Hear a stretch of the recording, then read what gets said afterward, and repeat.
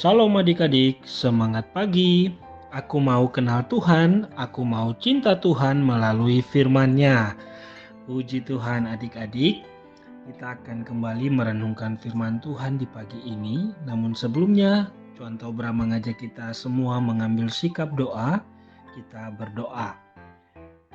Tuhan yang baik, kami bersyukur karena Tuhan menjaga, melindungi kami sampai dengan saat ini. Dan terima kasih Tuhan karena sebelum kami melakukan semua aktivitas di sepanjang hari ini, Tuhan memberi kami waktu untuk belajar dan merenungkan firman Tuhan. Tolonglah kami untuk mengerti juga melakukan dalam hidup kami sejak kami masih kecil. Haleluya. Amin. Amin. Adik-adik, puji Tuhan. Tuhan masih beri kesempatan untuk kita belajar dan merenungkan firman Tuhan. Dan hari ini perenungan kita sudah sampai di dalam kitab 1 Raja-Raja pasal 19 ayat 19 sampai dengan ayatnya yang ke-21 adik-adik. Kita akan belajar tentang seorang hamba Tuhan yang sangat setia, yang taat sama Tuhan. Kita buka Alkitab 1 Raja-Raja pasal 19 ayat 19 sampai dengan ayatnya yang ke-21. Tuhan Tobram bacakan bagi kita. Setelah Elia pergi dari sana, ia bertemu dengan Elisa bin Safat yang sedang membajak dengan 12 pasang lembu, sedang ia sendiri mengemudikan yang ke-12. Ketika Elia lalu dari dekatnya, ia melemparkan jubahnya kepadanya. Lalu Elisa meninggalkan lembu itu dan berlari mengikuti Elia, katanya, "Biarkanlah aku mencium ayahku dan ibuku dahulu, lalu aku akan mengikuti engkau." Jawabnya kepadanya, yaitu jawab Elia kepada Elisa, "Baiklah, pulanglah dahulu dan ingatlah apa yang telah kuperbuat kepadamu." Lalu berbaliklah ia daripada Elia. Ia mengambil pasangan lembu itu, menyembelinya dan memasak dagingnya dengan bajak lembu itu sebagai kayu api. Ia memberikan daging itu kepada orang-orangnya, kemudian makanlah mereka. Sesudah itu bersiaplah Elisa lalu mengikuti Elia dan menjadi pelayannya. Amin adik-adik. Itulah pembacaan kita dari 1 Raja-Raja 19 ayat 19 sampai ayat yang ke-21.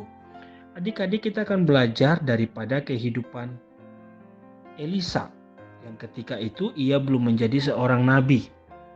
Elisa ini adalah orang yang kaya adik-adik karena dia memiliki 12 pasang lembu, artinya 24 ekor lembu yang membajak ladangnya atau lahannya. Artinya ladangnya itu gede, sangat besar, dan pasti karena besar maka akan menghasilkan banyak juga keuntungan adik-adik. Artinya Elisa ini bukan orang miskin adik-adik. Elisa ini adalah orang yang kaya, orang yang sibuk. Nah, firman Tuhan kan dituliskan Elisa sedang bekerja ketika itu. Artinya dia orang kaya tapi dia orang yang rajin, yang bekerja juga adik-adik. Nah, tetapi adik-adik yang menarik, Elia ini kan adalah seorang nabi. Ketika Elia berjumpa dengan Elisa, Nabi Elia melemparkan jubahnya. Nah, adik-adik, tanda melempar jubah itu artinya adalah suatu pemanggilan untuk terlibat di dalam pelayanan adik-adik. Nah, waktu Nabi Elia melemparkan jubah kepada Elisa, adik-adik, Alkitab mencatat bahwa Elisa langsung meninggalkan lembu itu dan berlari mengikuti Elia. Nah, adik-adik, luar biasa loh Elisa ini. Walaupun dia adalah orang kaya, walaupun dia itu orang yang sibuk, tetapi ketika Tuhan memanggil Elisa melalui Nabi Elia, Elisa tidak banyak alasan adik-adik. Elisa tidak menghindar, tapi Elisa langsung berlari mengikuti Elia. Nah, dan nanti kalau kita belajar terus adik-adik, apa yang dilakukan Tuhan sama Elisa. Elisa menjadi seorang nabi dan dipakai Tuhan dengan luar biasa, dengan hebat. Ada banyak pekerjaan-pekerjaan ajaib yang Tuhan buat melalui Nabi Elisa karena dia taat waktu Tuhan memanggilnya. Walaupun dia orang kaya, dia sibuk, tapi dia mau untuk meluangkan waktu melayani Tuhan. Nah, apa yang dapat kita pelajari adik-adik? Semua kita sudah percaya kepada Tuhan sungguh-sungguh. Nanti adik-adik harus belajar, ingat pesan contoh baik-baik.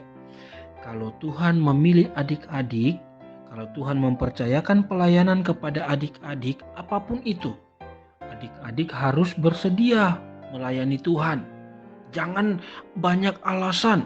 Kalau adik-adik diberikan kesempatan untuk membawa persembahan, menjalankan kantong persembahan, atau nanti waktu adik-adik dipercayakan Tuhan untuk berdoa, memimpin pengakuan iman rasuli, ataupun nanti kalau adik-adik semakin besar memimpin puji-pujian, atau nanti kalau adik-adik semakin besar juga dipercayakan sebagai pengurus bagian atau majelis, adik-adik harus bersedia adik-adik.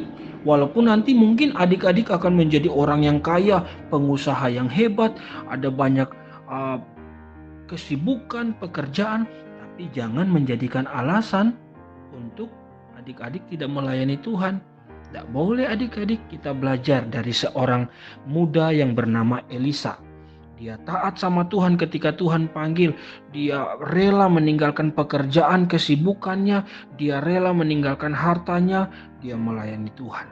Nah, adik-adik, Tuhan memberkati Nabi Elisa yang nantinya Elisa menjadi nabi karena Elisa taat sama Tuhan.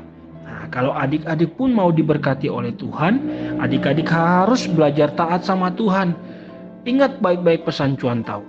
Nanti kalau adik-adik dipercayakan untuk melayani, jangan banyak alasan, saya tidak bisa, saya sibuk, tidak boleh.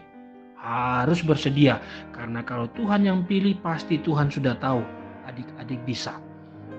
Dan Tuhan Tobram berdoa supaya Tuhan menolong adik-adik menjadi berkat dari sejak kecil sampai besar. Mari kita berdoa. Tuhan Yesus, terima kasih untuk perenungan hari ini. Ajar kami untuk tetap taat kepada firman-Mu, hidup sesuai dengan firman-Mu. Berkati kehidupan, aktivitas kami, perjalanan hidup kami sepanjang hari ini, sehingga dimanapun kami berada, apapun yang kami lakukan, nama Tuhan dimuliakan. Haleluya.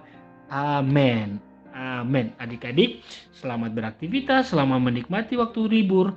Tuhan Yesus memberkati. Salam.